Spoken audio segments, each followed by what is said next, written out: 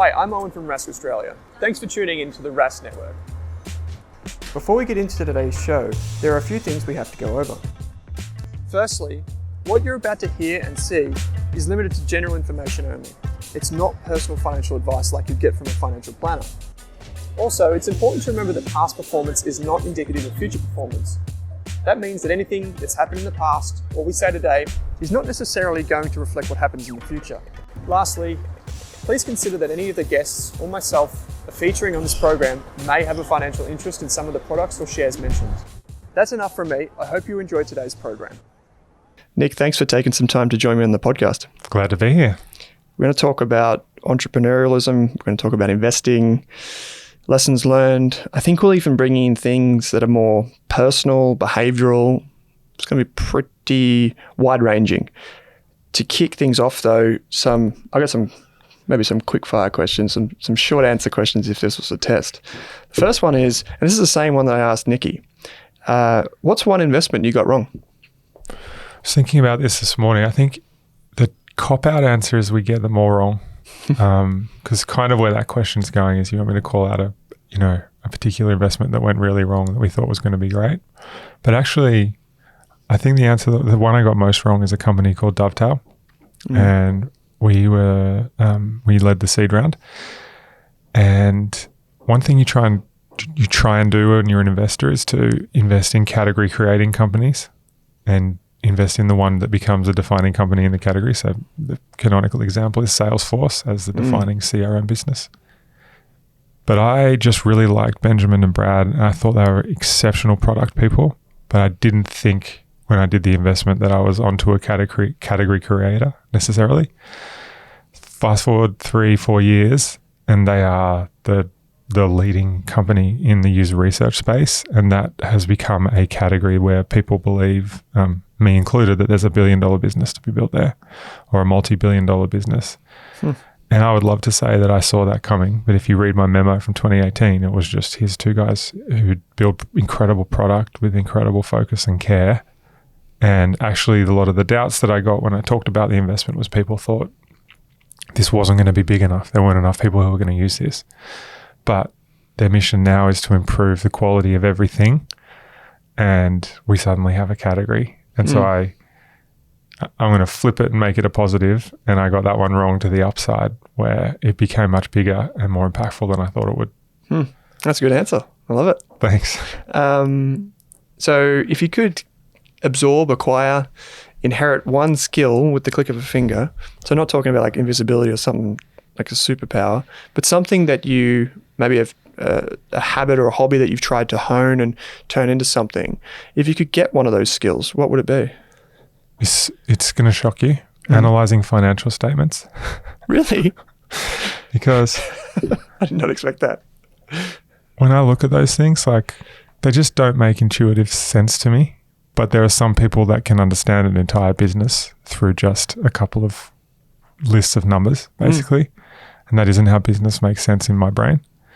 But I would love to add that to there's an intuitiveness to what I do and a belief in people that drives every decision I make that I would love to layer on with that quantitative brilliance around analyzing financial statements, and that would be the skill I would give myself overnight. Wow. That's that's setting, there's so many follow-up questions, but I'll leave them. Ask them, let's do it. No, so you said like that you, in essence, like business is about, like intuitively you think business is about like people and systems. I guess, do you ever look at the financial statements or like what a company is saying? Like I know you invest a lot pre-revenue, right? Yeah. So in those companies, there's not much to look at. And of course, I do when it comes to board meetings. But I was at the Sohn conference the other day for my first time ever. And if people don't know, it's a really, it brings together a lot of the best portfolio managers in the country to pitch their best idea, among other things. And I remember thinking, as I heard about all these pitches, I was like, I just can't judge whether this is a good pitch or not until I go and meet the CEO and the founder. And for the most part, when people do that, they get what they call 2 hours with management at best. We get access to management, and then they talk about management came from Harvard and they were used to run product at insert big company here. But neither of those things are, well, first of all, it's the song and dance you get in 2 hours from management is not the real people. And then the where did you used to work is just actually the dumbest filter that exists. It has no predictive capacity whatsoever. And so that's, you know, to the extent that I try and understand public companies, the thing I struggle with is just, how can you judge a public company unless you know intimately what that founder is like? And I'm talking obviously here about founder CEO-led businesses, which is what we invest in. But to the extent that I do any personal public markets investing, it's always in founder CEOs, the Tobys from Shopify, the Mike and Scott from Atlassian, because I just don't know any other way to understand how business can work if I don't have some fundamental belief in the people behind it. Have you ever sold an investment purely because there was a change in the CEO or the founder stepped down? No, we haven't. But often, practically speaking, you can't sell a early seed stage business with a founder transition. That's kind of, in a sense, an unsellable business. I did go through on the public market side a couple of years ago. I sold every company I held that had a Glassdoor score below 4.0, which was, in retrospect, I don't know if it was a great idea. There's some good companies in that list, but we've never sold a company because of a change of founder. Have we been impacted? Have we seen companies impacted by changes of founder early on? Definitely and profoundly. Yeah. Is it ever for the better? Yes. Yeah, right. There are some dark situations that you get into where you sort of, your hands are tied. You have to make the decision. But for the most part, I would say founder CEO transitions in the first 2 to 3 years of a business are predictive of failure, not success. Okay, so I asked you for an investment that you got wrong. There's going to be a lot more optimism throughout the show. Which investment has taught you the most? I would say Nura. So Nura is a headphone company based here in Melbourne. Office is above a wedding shop in Brunswick, and the team made the best sounding headphones in the world for the last 5 years. Was that actually judged? It's judged in the sense that the technology breakthrough of Nura is that you conduct a hearing test in the same way you conduct a hearing test on someone who needed a hearing aid. And then you adjust each headphone for each ear so that it delivers perfect sound to you. So subjective personal judgment, but there's no other headphone in the world that does that. And I joined the board. So I had an early part of my career in the music industry. Nikki and Rick asked me to join the Nura board actually before I joined Blackbird. They just saw it they saw me as the right partner to that business. And so that business has tracked my entire Blackbird career. And it's just the business that's had to face everything: COVID, supply chain issues, founder transitions, D2C, the D2C hitting the wall of iOS 14. And it's gone the full journey. How do you spell Nura? Nura. Okay. Yeah. I thought so. Just wanted to confirm. So if people wanted to look it up, that's quite curious. I mean, your background, I know a bit about it. So, and we can get to that. But there is something, and I know you've been asked this so many times on podcasts before, but I kind of have to bring it up just in case someone hasn't come across this. And I think this is going to help us frame a lot of that later conversation that we're going to have. Can you introduce us to the idea of the elephants, what it is, how it came to be, how it started, and maybe we'll just go from there. Okay, cool. So there'll be a link in the show notes to the elephants post. Absolutely. And if this is the end of your listening to this podcast, you can shut it off now and go read the elephants post. If that's the only thing I leave you with, let that be it. So it was a friend of mine, Simon Kalinowski, who I think had been a part of YPO, which is Young Professionals Organization, I think is the name, but it's basically a group of 8 to 12 people that you go through the journey of business with and really share the most intimate details of your life. YPO is not accessible to everyone. And so at 23, when I started this, YPO was not accessible to me. I was not successful or rich enough to be a part of YPO. So Simon's suggestion to myself Ben Johnston, another entrepreneur in Brisbane, and Scott Mackay, who has since passed away, but was part of the founding group of the Elephants, was let's get together once a quarter. Let's tell each other who we want to be in life, and let's hold each other accountable to that vision. And so I wrote a post in 2013 where I outlined exactly what the Elephants is, and 10 years on, it's still connecting with people. And I got a Twitter DM from someone I'd never met just last week saying, I started my own Elephants group and it's changed my life. And it's just weird. Sometimes you write things and you're just sharing something that you did that you've been doing for many years, so it doesn't seem that remarkable to you. But for it to be here 10 years on and for it still to be connecting with people is really powerful. And it's just a really simple idea of assemble a group of 3 of your, it's not your best friends, but it's the friends you can trust the most. Tell them who you want to be vulnerable with them, and then have them help you reflect back. Are you, quarter on quarter on quarter, are you really becoming that person? Are you getting closer to that person or getting further away? And so the post, it's called The Elephants, sets out in quite a lot of detail how we do that. And it's, been probably the greatest sort of personal, having an Elephants group has been the greatest personal kind of change that I've experienced. And I started it, I'm 39 now, so it's been 16 years. I had the first Elephants group when I moved to the US. I started a new Elephants group. Right now I don't have an Elephants group, but I kind of run my own. And we talked about this a bit before the call, which is how important it is as a business owner to send monthly updates to your investors.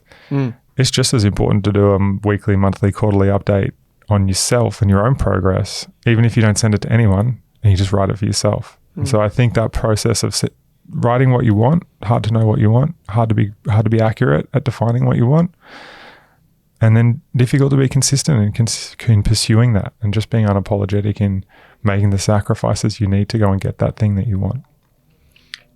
How did you know that those guys were the right fit to be Elephants with you? Well, I didn't. I was kind of caught up in it. They were more confident and well-established and successful than I was when we first met, and so I just went along with it. But we went to Byron Bay that first weekend, got an Airbnb, and we just sat around, and each person spent basically half a day saying, "Here's what I want my life to be," and then everyone just gave really honest, vulnerable, kind of caring feedback, and I was just like, "This is absolutely amazing." So I was lucky that we had a group that was able to tap into that. I credit Simon with driving it and having the insight for what it needed to be. And then, it was just alchemy, I think. We got lucky that we had the right group. And I think when people email me, the question I ask the most about it is, how do I pick the group? And I don't think it's close friends. I don't think close friends is the right proxy, but I think you should go, who can I share my bank balance with and have them not be either jealous or judge me? Who can I talk to about quality of my relationship with my partner and know that I can share vulnerability and fear in that area and have them not hold that against me or use that against me? So it's trying to think through who are the people you'd be most comfortable sharing awkward things with. And that's often not your close friends group or the people you see the most. There's other people in your life who you will feel on a different wavelength with on the trust side, and those are the people to try and put around you. And you'd be surprised when everyone is expected to hold that trust very dearly, how good human beings are at doing it. Yeah, so this is, as soon as I read it, I think I saw it in your Twitter handle, The Elephant, and I think I may have heard of it on a couple of podcasts that you've done. I thought, where can I find this? Because I need this in my life. And I think it's hit home even more recently because I've only recently started seeing a business coach or like a life coach that informs me about how to run myself and how to run the business. And then also a psych, like seeing a psychologist was like, that's kind of like my elephant of one. I don't see a bank balances necessarily, but it's definitely the things that are really intimate. And I got to say, like, if I could find that times 4, then that would be incredible. So if anyone is listening to this and they think they might fit, let me know. Send me a message. I mean, so it's interesting for me, right? As the person that documented this concept, I don't want to call myself the creator, but I documented it, and it's I get credited with it. not having a group right now is something that I'm actually searching for. So I have a list, I have a Trello card with a bunch of people that are like potential elephants, but I'm not ready yet to ask them because I'm still getting to know them still before I kind of reveal everything. Like it's a slow process, but there are definitely people and you grow a lot, right, in life. And when you put yourself under pressure, as anyone who's an entrepreneur or founder does, anyone who's like really pushing the edge of what they're capable of, you grow really fast and not everyone grows at the same rate. So I think it's okay to cycle through groups of elephants, whether it's a geographical lens, whether it's just interests and how you grow. I think cycling through elephants is fine. But I want one too. You and me are in the same boat. Yeah, we're both looking for it. How long did the original group last? Like, because you said there was two? You've been through three of us. Three. Yeah, me plus three. Yep. Oh, it's a good question. I would say 3 years. Like the great tragedy is Scott died when he was 27. And that he was the glue of the group. And I honestly, it's sort of raw to talk about it, but the group didn't recover after that. And I moved to the US and that didn't help either. But I think had Scott stayed alive, we would have persisted a lot longer than we did. And it's just one of the great tragedies of my life that Scott died, but in the way he did. So it was a couple of years, and then while I was in the US, I formed another group, and that was awesome while it lasted. But again, I moved home. Everyone had kids. It just started to fade, and so now I search again. Yeah, I feel like a question might be, why is it called elephants? There's a John Donne poem, and the line is, "Elephants, nature's truly harmless great thing." And it was just this idea of, in the pursuit of greatness, you can cause so much harm to the people around you. And I just love the concept of the elephant becoming the elephant as one of the world's great animals, but in a harmless way. So it was this idea of finding a different path to greatness, where, I think pursuit of greatness is selfish on some level, but minimizing the impact you have in a negative way on those around you, I think is the right way to pursue that. Although, I don't think I've achieved greatness, so what would I know? But it may be that greatness actually requires harm. But that was the concept. It was a line from a John Donne poem, and it just stuck. So people, like many people that listen to this, will know of you and some of the things that you've done. But can you take us back? Obviously, you weren't born this way.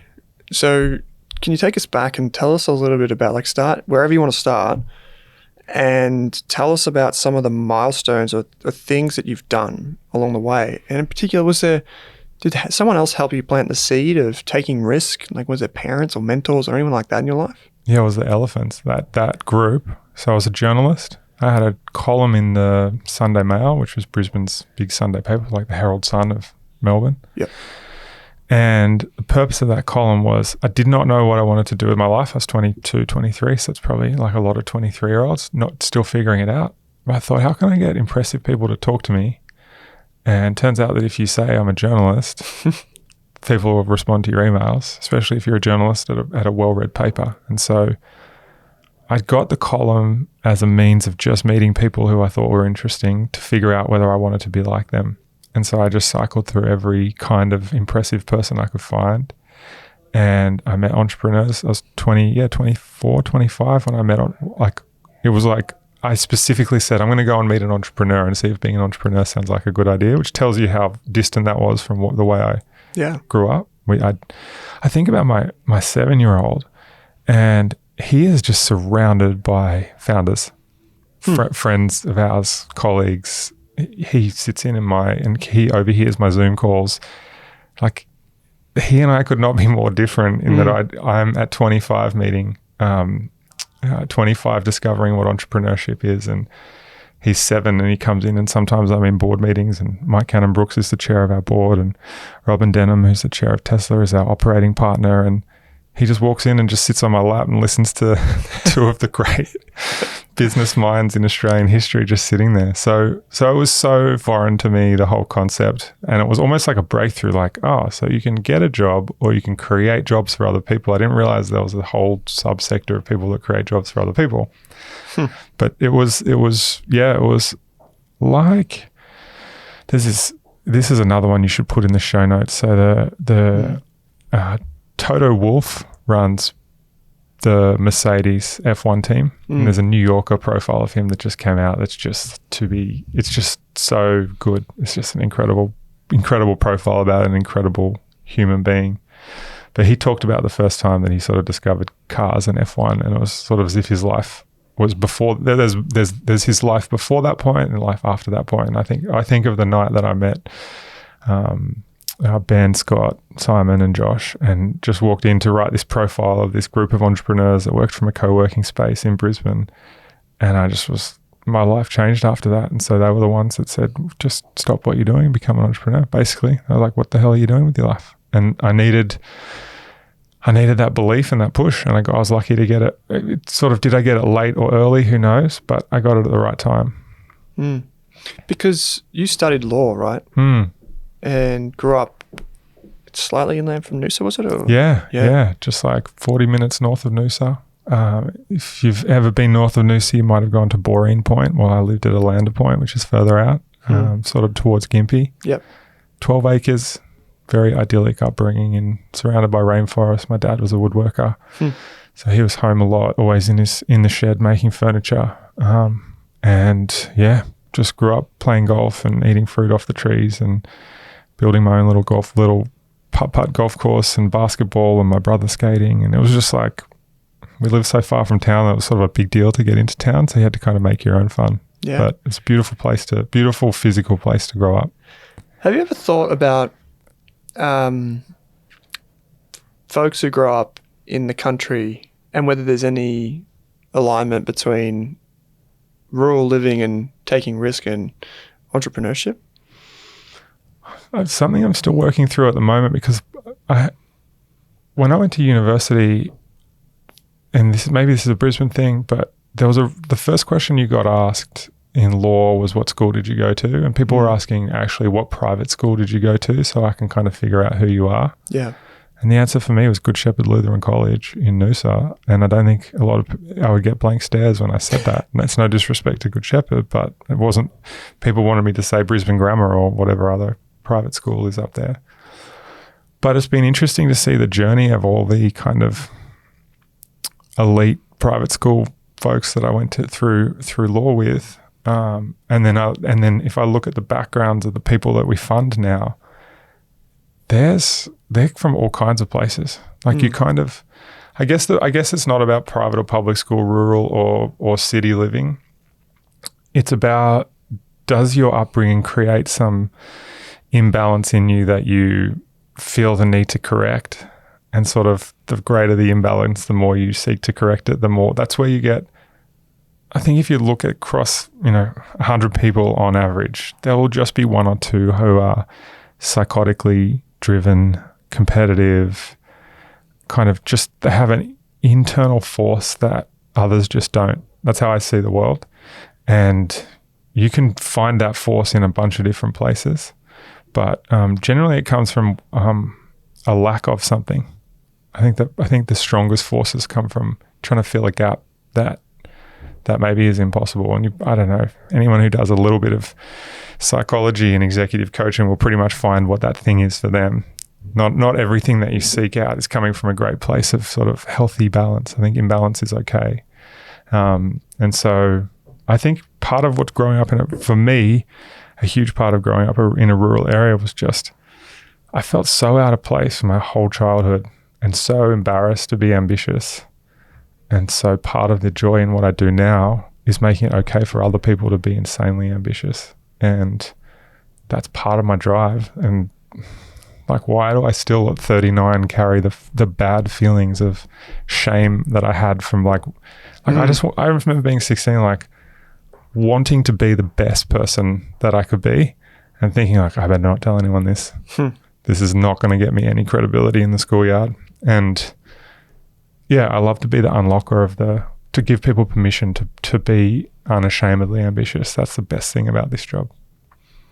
Where did that come from you? Like, why did you think there was shame around that?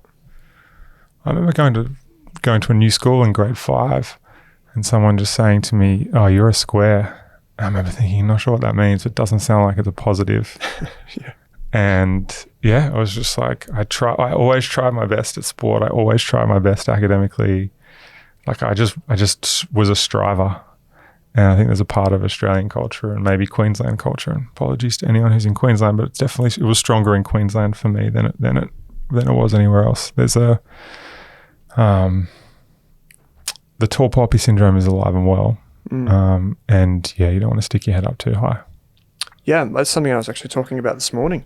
In another discussion, I was saying that it's a shame, because I also don't agree necessarily with like the moniker that is success. Like we rank success in terms of financial wealth. I don't necessarily it may be a determinant, but it's not the key determinant for success in my opinion.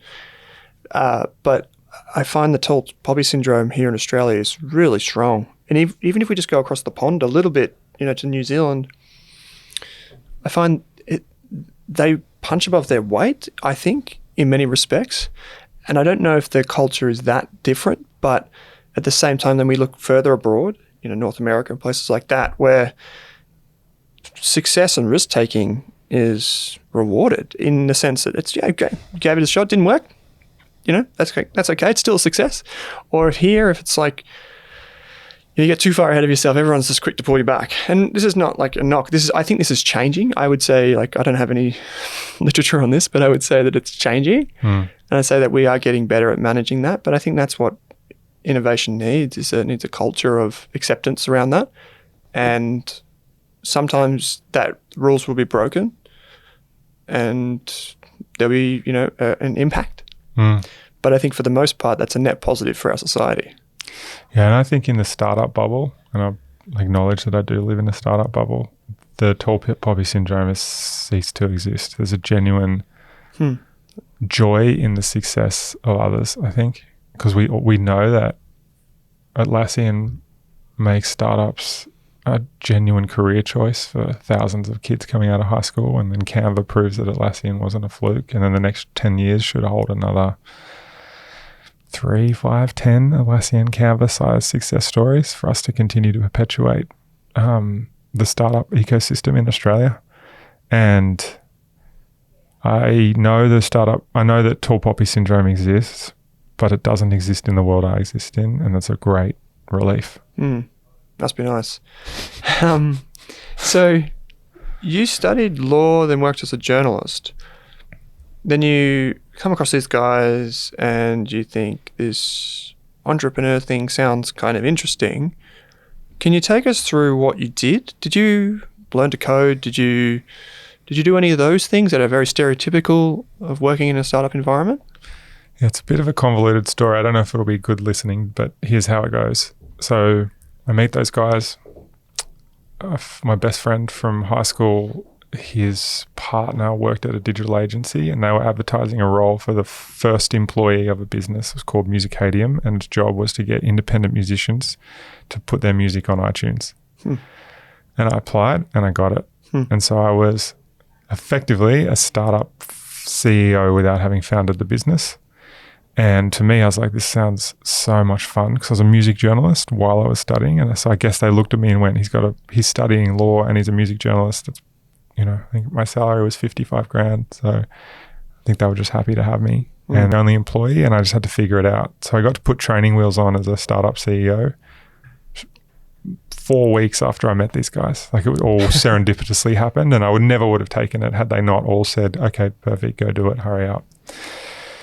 So I figured out digital music in 2007, 2008, 2009, like how music is consumed on the internet. And then I started writing about it. And then I became known as a digital music expert.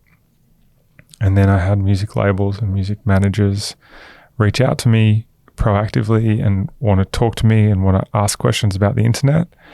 And I left the Musicadium business to start an agency consulting to EMI and MySpace and a whole bunch of marketing agencies who had music strategies. And I just became the digital music guy.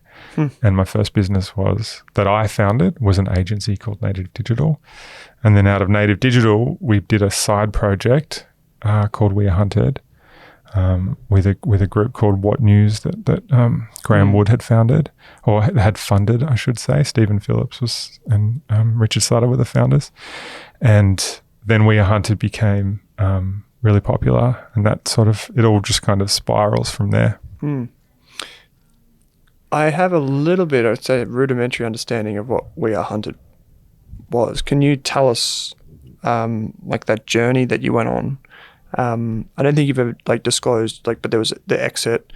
Maybe you can just take us through that part of your life, because I think the velocity, something that I talked about with Nikki, was the velocity of startups is really important, and being agile just in trying things is super important as well. So I think that helps us bed down the next step. Yeah, so We Are Hunted was a music website that told you what the 99 most popular songs on the internet were that day. And we were still transitioning. This is pre-Spotify, where most people who were finding new music were finding it by going into music blogs and downloading MP3s. And so we were just scraping these music blogs and just going, well, this song keeps getting mentioned. It must be more popular than the song that's getting mentioned half as much. And the way that the What News guys did it just made it a really interesting playlist to come back to. And Ben Johnson from Joseph Mark and Jess Huddart, she designed it, and it was just a beautiful design, a source of great music, and it was just the right idea for the right time. But to your point about speed, 7 weeks after we launched it, we sold the majority of it back to Graham Wood, and because he was like, "Hey, what's this business? Let's either fund it properly or."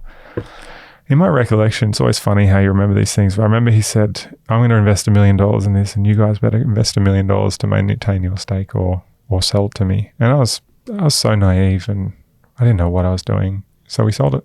And so I basically got to launch to exit in seven weeks. And then they took it from there. And so when it was exited to Twitter, it exited to Twitter because of the work and the time that they'd put into it. But I got the full startup journey in 8 weeks, and it was a good education. Seems like even being a CEO of a one-man team, and then this, it seems fortuitous, that you would be there. I'm not taking anything away from you, just saying, it seems like this was a super rich opportunity in terms of being there to sow the seeds on these things and see them come to life very quickly. It's quite unique. Let me give you a random story about how fortuitous it is. So I grew up in Queensland. I was born in Newcastle. Massive rugby league fan. One of my heroes growing up was Andrew Johns, halfback for the Newcastle Knights, greatest rugby league player of all time, arguably.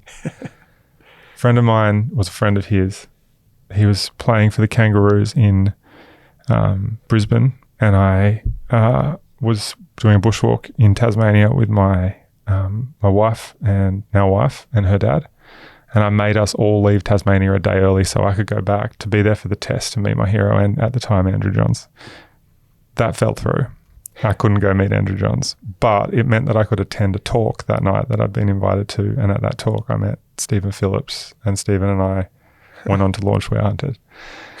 So yes, anyone who tells you that they aren't lucky is lying or not acknowledging the true set of facts. But over a long enough time span, you get luck, and then you just get opportunities to just work your ass off in kind of when no one's seeing. So sometimes you get lucky, and sometimes you have to grind.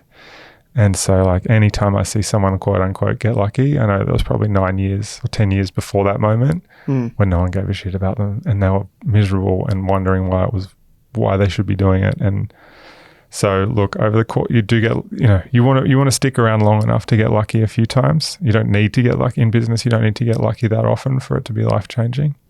But I could run you through 15, 20, 50, 100 examples of getting lucky. Nikki, the founder of Blackbird, asked me if I would help him find someone to run Startmate in San Francisco. And I spent 3 weeks trying to find that person and then thought, actually, I could probably give it a crack. Like I was lucky that he asked me. I was lucky that I didn't find, if one of my friends wanted to do it, I wouldn't be a Blackbird. I think life is more full of these moments than people realize. Like I met my wife when we went to the same college at the University of Queensland. She only came to my college because she didn't get into another college for some dumb administrative reason. So like I have an administrator at some Queensland college to thank for the fact that I met my wife at 18 and now we've been together 20 years. I mean, life is full of that stuff. Yeah. One thing you said there about like sometimes luck, it seems like it's luck, but there's that old cliche of it's an overnight success in 10 years, right? Like you don't see all of the work that duck paddling, ferociously just to move or stay still.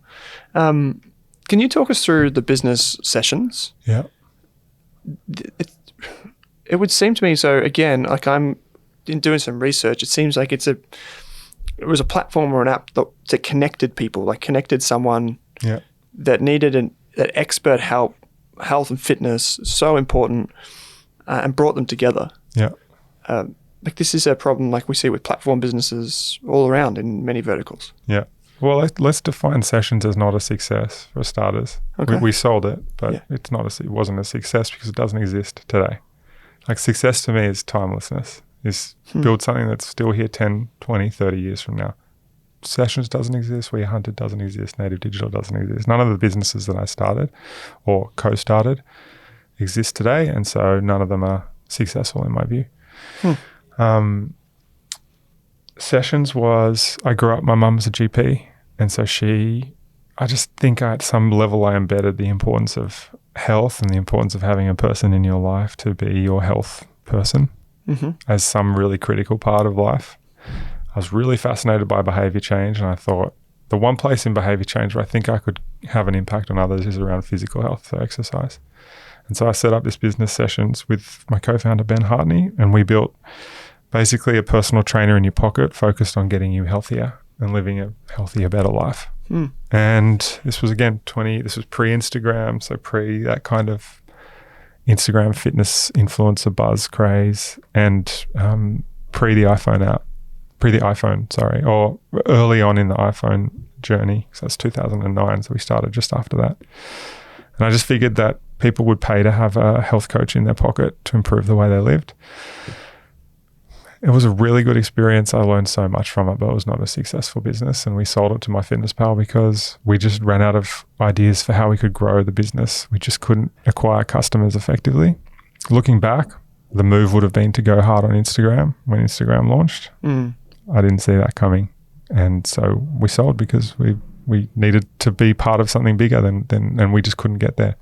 We just looked at it and we were like, if we want to influence 1 million people, if we keep doing it at the rate we're doing it, we might not do that in 10 years, or we could join MyFitnessPal tomorrow and influence. And I remember the first thing I ever launched at MyFitnessPal was a tutorial on how to use the app, because we saw that people, one of the number one reasons people dropped off MyFitnessPal was they just didn't know how to log a food.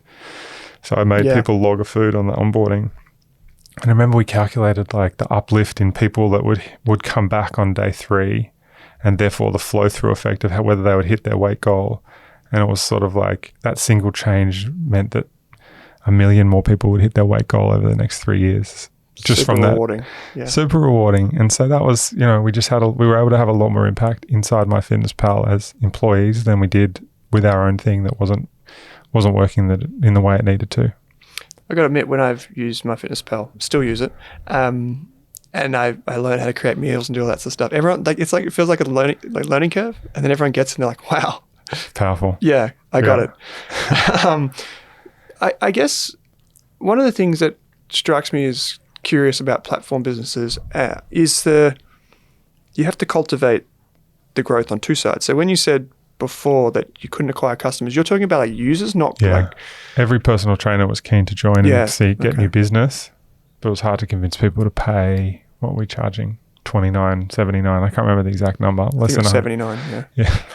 I'm glad you did the research. It was hard to get people to pay $79 a month to have a personal trainer in their pocket, and we just couldn't explain the value of it. And it was valuable when people had it, but it was just health is a difficult place in terms of the way what people buy in healthcare is often not what works. Put it that way.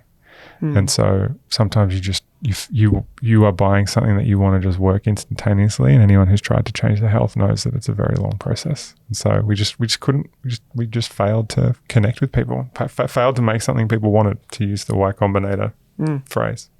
We have, I told you the numbers off air, but we have 25 times the number of podcast listeners than we do members of our investment research. People are happy to consume the information, but I think, to your point, it's like a slow burn to learn about financial education, to go on that pathway to building wealth over a very long time, to actually just ask for $10 a month. Just people don't want to do it. It's hard, right? Yeah. And finance and fitness are actually really similar. Same reason people don't want to look at their credit card bill. They don't want to look at what they're eating or their calorie count. It's confronting. Yeah, it is. You said this quote, and I took this from an AFR article, and the quote is, "On the inside, it was 2 years of the hardest work that I've ever done." End quote. How did you? It seems like that's a pretty strong quote. How did you cope during that period? Did you cope? Yeah. Not coping would mean I didn't break down. So I did cope. I would say anyone who's listening to this who has ever been a founder will know instantaneously what I mean, because anyone who's been a founder has felt how difficult that journey is at some point. It's not always difficult, but there are some points where you're just like, why am I doing this? I could do other things that are easier, and I wouldn't have to go through all this pain. So it was hard. How did I cope? It was made more hard because my wife Jules stayed here in Australia to finish a medical degree. Oh, right. Okay. So we did long distance. I was doing long distance relationship with Jules while doing a startup in San Francisco with no money. We only raised $285,000 for the whole business, which sounds like a lot in like personal savings terms, but anyone who's run a business knows that $285,000 is like 2 staff plus overheads. So $285,000 goes pretty quickly when you're running a business. And we just scraped along. And so it was a tough time. And I probably took things very personally and was more fearful than I needed to be about the consequences of failure. Sitting where I sit now and seeing hundreds of companies in different levels of success and failure, I just realized, honestly, as long as you really give it your best, that's enough. And I just beat myself up too much along the way. I would do it so differently now, if I could do it again. As in the thought process, that's what you're saying? Yeah, you just constantly judge yourself as a failure. You compare yourself to others. Why aren't I as good as Patrick Collison from Stripe? That would always be the comparison. I'd be like, Patrick, look at what Patrick's doing at Stripe. Look at what a loser I am. What is it? Comparison is the thief of joy. I did lots of comparison in the 2 years I was building my business. I can tell you I've learned a little bit because I run a little bit now. I'm trying to get faster. And there's pretty much, I'm working my ass off to be a faster runner. And I would say 30% of your friends are faster than I am today, having done no effort, just putting on a pair of shoes and going for a run. But at 39 relative to 29, I'm so much better at just being happy with the only person I'm comparing myself to is me 6 months ago. And I'm so much faster than I was 6 months ago. So I don't care how fast your friends are. I'm happy. And I think that's you need, to use another cliche, you need an inner scorecard that dictates how you judge yourself, because the external one is painful to apply. Yeah, I often think about it as 2 compasses, the external one and the internal one. And you want them, there's one that's more important, I'd say. So you mentioned Startmate before. We had Nikki on the show recently. Can you, so you ended up running that. And I think that was the only outpost, wasn't it, of Startmate? So Nikki and I... Okay, so when I had the digital agency, Native Digital, one of my ideas as an internal project was to launch Y Combinator for Australia. Yeah. So I went out and started talking to investors about Y Combinator, and they all were like, yeah, that's not going to work. That's a bad idea. And for various reasons, they're probably decent in their reasoning why they told me that. But then I got introduced to Nikki, who was doing roughly the same idea, launching an accelerator in Australia. And the second I met him, I was like, I think people who think I'm not going to succeed are probably right, but they're wrong about Nikki because Nikki will make this succeed. So I just stopped pursuing it, and I sold. I had some Commonwealth Bank shares, and I sold them all and put them into Startmate's second cohort. That's kind of my first angel investment. What made you think that about Nikki? We met in a cafe in Darlinghurst, and I actually don't remember the thought process, except that I came away completely thinking I'm not going to pursue this anymore. I'm just going to put money into his thing. Just like he's going to do it better than I will. I mean, if you go back to the first 25 people that put money into Startmate, it's all of the godfathers of Australian startups. And Nikki had put himself in a position where that was his peer group. And I was much more, I think, on the outside looking in, starting to meet those people, but I didn't have 25 mates who could put $5,000 into an accelerator, and I didn't do it. You know, it's like people who critique conceptual art. It's like, yeah, you can critique it, but you didn't do it. So you know, I just didn't do I didn't do Startmate, and Nikki did, and so he deserves all the credit. And so he and I got to know each other through Startmate. Blackbird obviously invested in Sessions, which is how I got to know Nikki and Rick. And so when it came time to start, Nikki had been running Startmate by himself. He needed help. We used to go to San Francisco as part of the program. And I'd been helping founders the whole time I was at my Fitness Pal. I would give them free lunch when they came to San Francisco, because we got free lunch like every good startup in San Francisco gets. And yeah, he asked me to help him find someone to run the US portion of the program. I couldn't find anyone. And I thought, I actually would enjoy this. Give me a crack at it. And then 3 weeks later, I said, are you cool if I get a Blackbird email address? I just think people will respond better to me if I have a Blackbird email address than my Gmail. And then a week after that, I said, do you mind if I come to partner meetings and just listen in, just so I can educate myself, because it'll help me to help the founders? And sort of without realizing it, I was becoming a Blackbird employee just by asking for things that was common sense at the time that were going to help me. But I didn't have this plan like, I've got to get into VC. It was just like, this is something I really enjoy, and it will help me to get better at it if you let me into partner meetings. But then you look at what Blackbird is now, and like Blackbird is a success now, right? Like I really feel like that's the most successful thing that I've ever been a part of. But I didn't start it. I've been a massive contributor to it, but I didn't start it. And again, you want to talk about luck.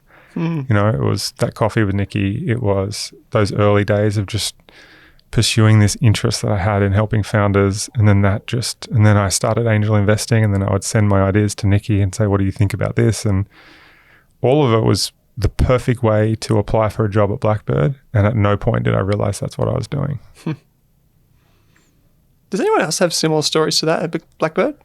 Like, did anyone, I guess the question is, the team has grown.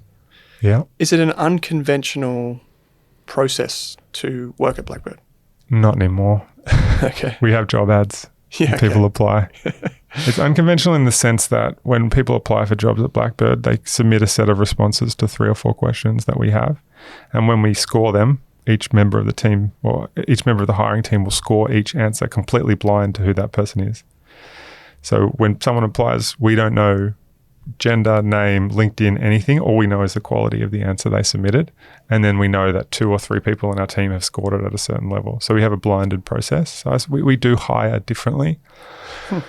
But the thing is, when Blackbird was it was either 3 or 4 people when I started hanging around. And I just think the lesson is, when there's 3 or 4 people and everyone's just doing their best, there's always a lot of opportunity just sitting around to help. You know, and again, anyone who's been an early employee of a startup will know that. And I was lucky that was Blackbird for me. Yeah. The leverage that comes with venture capital is incredible in terms of you magnify, everything is magnified. The upside and accelerated. Yeah, and accelerated, yeah. And so to be there at that time, yeah, I can imagine it's obviously been an incredible experience. So here's what's funny is when I went to Silicon Valley in 2012, I was like, oh my God, I'm so late to this. Like maybe I missed the boat. Maybe Silicon Valley's done. And then when we raised money in 2013, I thought venture capital's peaked. There's just, if I don't raise money now, like I'll have no chance. Venture capital's going to go away. And then you look back now and everything was so nascent. Like I still just can't believe where the Australian ecosystem has evolved to in the last 10 years. Like it still shocks me to sit back and go, to know where it was in 2016. We're not even talking 2010. We're talking 2016, 5+ years later. It's just staggering. Mm. Can you talk to like the cohorts or the waves that go through Startmate? I think like obviously the thing that appeals to so many people is it's like successful founders and business operators that can then mentor founders. Curious to know how you think that has improved the outcomes, but then also if you're not in that type of situation, any strategies that people could use to kind of build on, to do that themselves in a way? Yeah, and I don't even think the mentor to founder experience is the valuable part. It's the founder to founder experience. Okay. It's being in a cohort with 12, 20 others, of which 3 will be lifelong friends, and you can pick up the phone at any time to them and celebrate, lament, whatever you're going through at that point in time. So I think the most important experience is founder to founder experience, and that's why you want to get into a quality accelerator, because the quality accelerators attract the quality founders, and then you're putting yourself in that bucket. And I went through an accelerator as a founder. It's called Rock Health in San Francisco, and I knew that's why I was kind of well set up to help Startmate, because I'd been a founder who'd gone through the journey, who'd gone through an accelerator. I knew what was good and what wasn't about it. I think the other thing is, I think that community is really helpful, but it's probably mostly helpful. Like I remember every year I would take the cohorts to the Bug Crowd office. Bug Crowd's 2013 Startmate company, Blackbird portfolio company. Mm-hmm. And we used to sit in their kind of 3-floor office down on the water in San Francisco, and they had this downstairs kind of wine cave area where we would take everyone. And I would just remind people, like, 3 years ago, Casey was sitting where you're sitting in the audience listening, and 3 years later, he's in San Francisco having raised money with customers all around the world. And I was like, it was just really powerful to show people a direct line from them to him and have him talk about that direct line and know it made possible more real. And so I think a lot of people sometimes overestimate how far away people have in their mind what success looks like, or people who are successful, and they will misjudge how close they are to that. And that's what was powerful about Startmate, is there are now 20 or 30 companies that have gone through Startmate where you can say, maybe this year, this cohort, I'm the one that goes on to have the massive impact and the hundreds of employees and to raise money and have customers all around the world. And it just turns that from something that's rare into something that's normal and expected. And so that's the change in people's minds, is that they go, I don't know if I can be successful, to I know I can be successful. And it changes it puts the control, it flips it from being like, oh, something external has to happen for me to be a success, to I can actually drive this myself. And lots of people have gone before me and done it, and they were no different to me. So it's the founder to founder experience, and then the expectation reset. And it's very hard to get an expectation reset in life, because it basically involves kind of ditching everything you know before and just putting yourself in a new environment. And that's what accelerator programs are, just 12 weeks in a completely new environment with a completely new group of people. And that, again, to use a cliche, you're the average of the 5 people you spend the most time with. For an accelerator, that means you're the average of the mentors and the founders in the accelerator. And that's a great average to readjust yourself to. For sure it is. You mentioned before a little while ago that you've worked with a lot of businesses, or seen a lot of businesses now. A lot of the public markets facing investors that listen to this have a process and a philosophy that they follow. And now in your position, I'm curious, if we just took a sample size of 100 companies, how many of them would make it through to, like, I guess even Startmate or into a portfolio position? I'm going to assume that those are 100 companies that are seeking to be a venture capital business. Yeah. Of which, like, there are hundreds of thousands of businesses. There's no distinction between being a venture capital business or being a milk bar on the corner of the street. They're all businesses, and if you want to run the milk bar, that's no better or worse than the founder who wants to go raise venture capital and chase that dream. I think there can sometimes be this sort of hierarchical thing where venture capital businesses are better, or they're not. They're just you called it earlier. It's like they just accelerate everything, they intensify everything, and they shorten the timelines for everything. And that can be good or it can be bad. It just depends going all the way back. Is that what you want as a founder or not? So when I say that of the 100 businesses, if we're taking just 100 businesses that exist, like 0 of them statistically are venture fundable. If we say the subset is 100 businesses who are seeking venture funding, maybe 1 or 2, and the likelihood that either of them will be successful is really low. So you actually kind of need 1,000 venture capital fundable businesses, and you need to fund 10 of them to find one that works. But we're talking about minute probabilities of success. How many businesses, roughly speaking, do you think you've seen that are seeking? Define seen. Like that you've had a meeting with or that have pitched you in some way that are seeking capital?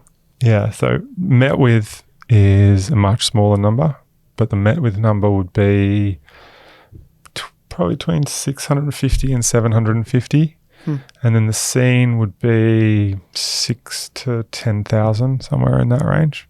Wow. Yeah, and then the funded would be 12. Okay, so how do you go? Let's just take that one. How do you go from seen to met with? Like, if you could have, like, I don't know, just a couple of nuggets. Oh God. Well, there's the process on the website, so I'll defer people to that. Yeah, but no, what you should defer people to is if you Google Nick Crocker Territory 3, we'll put a link in the show notes. Yeah, sure. But I do a how to write a good pitch deck, and then I analyze 3 pitch decks. And it's become a really popular artifact where I get a lot of feedback on it from people going, "Oh, I just watched it for the first time." So the answer to what's a good pitch deck, it takes an hour. You wanted 3 nuggets. Most important thing is the team. Like, I don't care.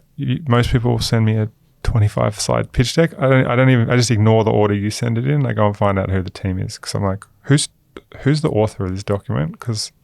And there I'm looking for something that makes me interested. And then the second thing is I just do Command F and look for a $sign, because I'm like, and then I'm looking, is it real revenue, projected revenue, whatever it is. And then I'll be like, okay, do these look like interesting people? And then I can kind of go, is this pre-revenue or post-revenue? And then I can just go and be like, okay, maybe I go see what this does. But I'm not looking for what it does as a first thing. I'm just looking, who's this team?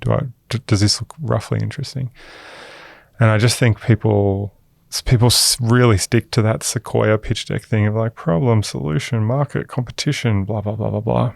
And it's like, who's the team? Like, a seed deal is just an interesting group of people with an interesting problem, and then you're asking for an amount of money. And the amount of money is just basically the number of people you'll hire in the next 2 years. Like, it's very simple, and most people, I would say, most people present their businesses worse than they actually are in a pitch deck. As in, meeting someone, I'll actually realize, oh, this business isn't as bad as I thought it was, because the way that people just kind of massacre their ideas in PowerPoint format when they present them is just, it's a national tragedy. Something I'm really passionate about. But nuggets, just keep it way more simple than you think. Yeah, I like that. So when you say like that idea of like Command F for the revenue, if it was projected versus like if it's actual revenue. If it's projected, it's made up, so I ignore it. So you just ignore it. So you what are you trying to glean from that then? Just have you got a product, MVP So if it's revenue, like if it's pre-revenue, then it's just the team. And if it's post-revenue, then you're like, was this growing really fast or not? Then you're starting to go, okay, if it's a subscription business, how many customers? What's the ACV? Okay, if it's less than $5,000, but they have salespeople, maybe that's not efficient. Oh, it's $6,000. They have no salespeople. They have 25 customers. The cost of acquisition is $35. The lifetime value looks like it's about $100. Oh, it's interesting. You know, like your brain is just running different algorithms versus this is pre-revenue. Okay, it's all a guess. Who's the team? And do I roughly think this might be an interesting idea or not? Yeah. Are there any industries, sectors, problems, themes that you tend to lean to? Like if you just maybe there's like a natural bias. No, nothing. No. Morse Micro, a chip company, Neura, a headphone company, Eucalyptus, a healthcare company, Dovetail, a user research company, Applied, a hiring business, Culture, Amber business. Like, the through line is just founders that I am energized to work with in a really deep way for a decade. And I almost don't care what you're working on, like, because I don't know how your business will evolve, but I do know that you're going to be consistent through the whole thing, likely. Yeah. So that's actually the most important judgment. And that's not necessarily the right way to do this, but it's the way I am building my career. And so I'll be right or wrong on that. And you can build a career and venture in many ways, but that's the way I think about it. Just this job would not be fun if you weren't able to enjoy the people you spend time with. I asked a similar question of Nicky when I met with him, which was, do you think that it's becoming easier to be a non-technical founder? Yes. Like low-code tools, OpenAI, these types of things seem to be moving. Yes, it is. But that doesn't mean it's easier to make a great product. I would say it's just really, really hard to make a great product, and the best product people are still technical.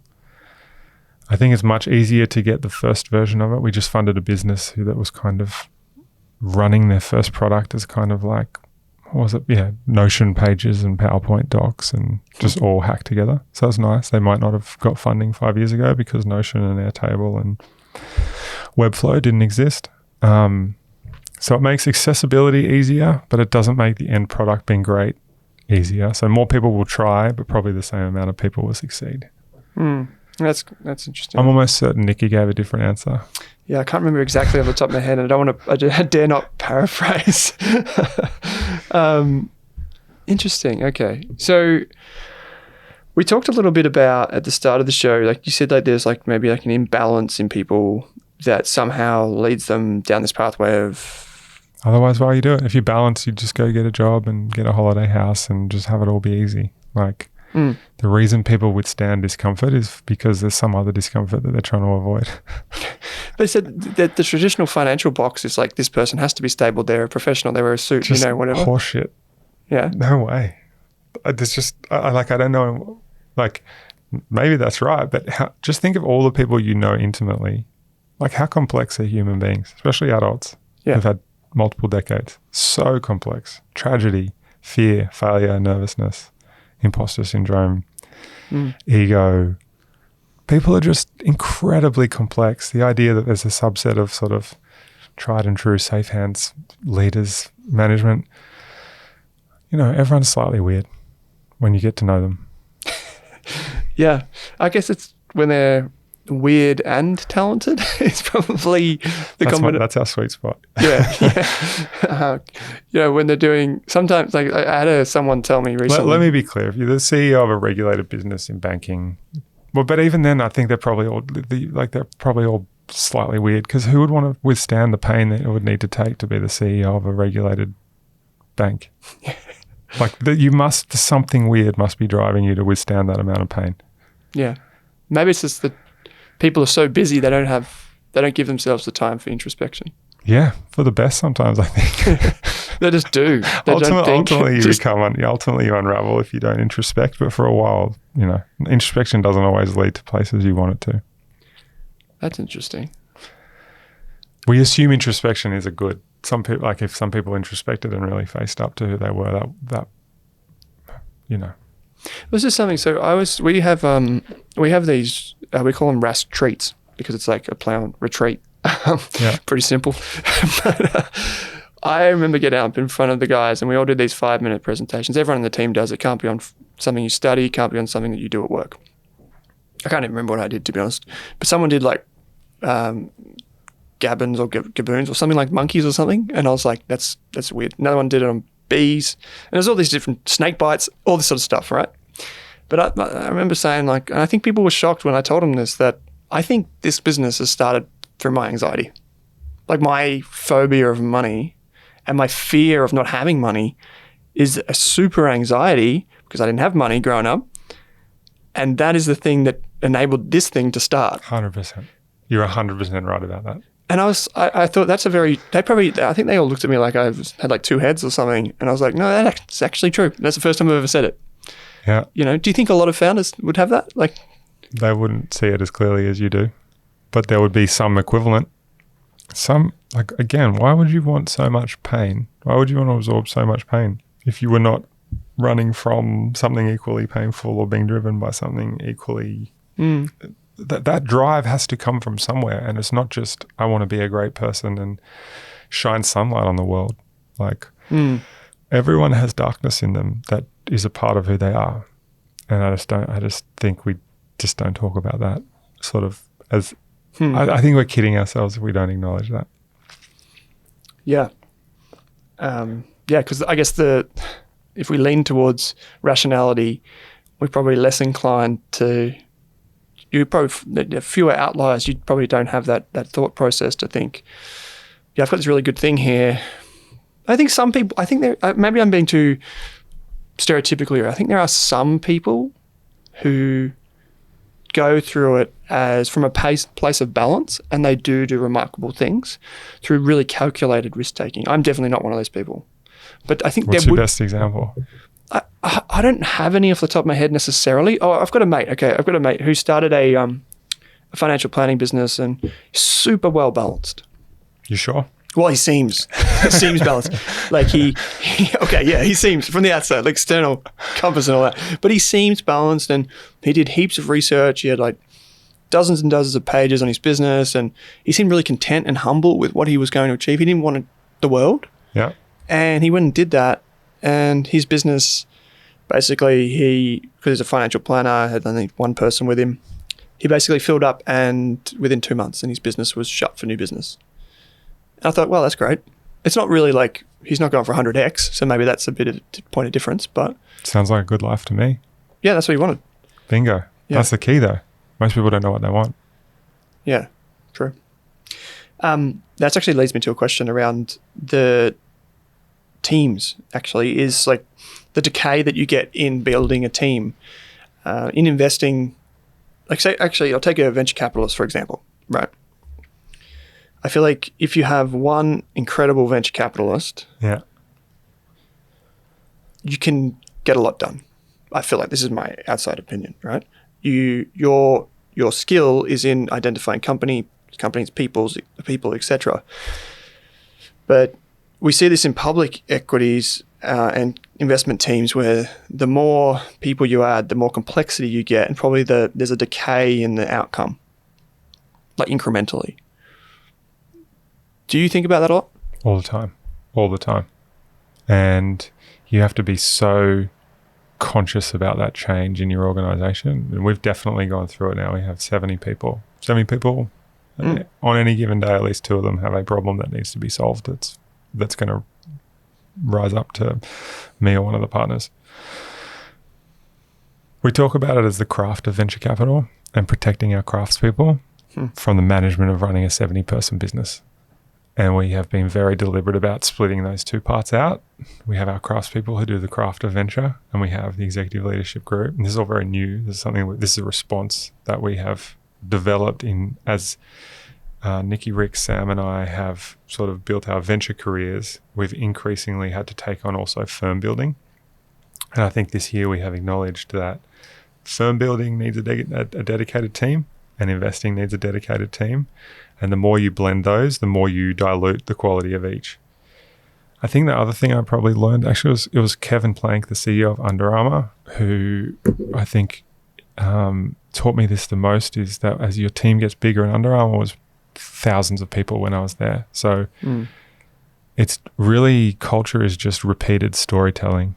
And you just pick the stories that you're going to tell your team. So he would just always tell a story about how he would pack everything from the basement of his grandma's house in Baltimore, and how when he was on any given Sunday, they asked him to give the product for free and he made them pay for it. Like, there was these stories that he would just say over and over and over to dictate to people what the culture of Under Armour was. And so that's the other thing that I think about, is 2 things. One is that the stories that get told internally generally bubble up from the bottom. They're stories that actually happen, and people just repeat them because they're a perfect example. So at Blackbird, the classic one for us is we have this thing internally that we talk about. It's called taking out the bins, where everyone's expected to take out the bins. But the story we tell about that is when we first hosted our Sunrise conference in New Zealand, Nikki and Rick, as the founders, they're less well known in New Zealand than they are in Australia. And there we had a shortage of people scanning people in at the door. So Nikki and Rick at the beginning of Sunrise conferences, thousands of entrepreneurs are streaming in and just at the front scanning people's tickets in, and no one knows any difference. And then 15 minutes later, they're on stage giving the welcoming keynote. And so we could tell people, hey, it's really important that we all chip in, and no one cares about that or doesn't connect. Or we can tell them the story of Nikki and Rick scanning people in at Sunrise, and that's how people will acknowledge that that is what our culture is. So I think there's a structural part of building the business, and then there's a very important curated part of building a business, which is which stories do you choose to tell new people about what it means to be a Blackbird. And you have to be really conscious about what those are. They're very, very deliberate. And then I'll give you one other thing that I think about a lot. It was Dennis Crowley, who's the CEO of Foursquare, who said this. He said, until you have repeated yourself so much that you feel like vomiting, your team has not heard the message you are trying to get through. And I actually think, I do this at Blackbird. I talk about what we do as as growing up a forest. Investment team plants trees. The operations team protects them from fire and flood. The founder success team makes sure that tree gets fertilizer and grows. The building Blackbird team, which is our internal team that looks after Blackbird, they're focused on making sure everyone who's a gardener in our team is looked after. But every time I do that, people roll their eyes. And I know that the message has got through because they're rolling their eyes because they know what's coming next, which means they know the story. Yeah. And I just think the power of repetition of the right stories is such a critical decision as a founder. Mm. Yeah, I think about that scale a lot, and leading by example. Have you ever read the book Sapiens? Yeah. Yeah. Talks about tribes, and communication is what brought humanity together, basically. Just people telling stories that may or may not be true. Yeah. Yeah. And that's how I think about companies. It's just tribes of people, to your point around focusing on just believing a story that is partly a story. Yeah, well, that's what intellectual property rights are. You're trained as a lawyer. It's basically everyone just believing that something bad will happen if you don't follow the rules. 100%. So people sometimes think like, man, look at all the bad stuff that happens in society. People must be bad. I'm like, look at all the bad stuff that doesn't happen. I think people are better than we think they are. Like, I think of all the chaos that could happen that just doesn't, because we all just choose to agree to kind of roughly follow the rules. Mm. I don't know. I totally agree with you. Mm. A lot of business owners, whether they're small, more micro, small, medium, large, people tend to get really busy. Yeah. How do you think about escaping that and making sure that you spend time on the business, not in the business? Like, do you have any strategies for that? Or? Oh, it's brutal. Because the key decision that you make in that is to start to say no to things that you used to say yes to. Yeah. And if you're someone that is a pleaser or tries to control how other people think about you and tries to be liked, you're just going to say yes too much. Mm. And every yes takes you away from the thing you actually should do. And so the more you grow up and the more responsibility that you have, the more ruthless you have to be in terms of the things you say no to. And saying no to things is honestly not that much fun. I would say the thing that I don't need sympathy as a venture capitalist, but know that my job is just saying no to 98 things a week that I wish I could say. I genuinely wish I could do them, or wish I could meet that person, wish I could go do this, wish I could fund that founder. I'm saying no to founders that are way better than I ever was at founding businesses, but it's just no. There's a great, the guy who just set the marathon world record, I'm not going to mispronounce his name, but he said, the most important thing in life is to take vitamin N, and that's to say no to everything except what matters to you. So I would say that's the reason most people kind of cap out at some point, is they aren't able to differentiate between the good things and the great things that they should do, and they say yes to the good things and never find the time for the great. And it is so draining to keep that discipline up. It would be so much easier just to say yes. But the most powerful thing you can do is to say no to things that are good but not great. Mm. I think I need to heed that advice.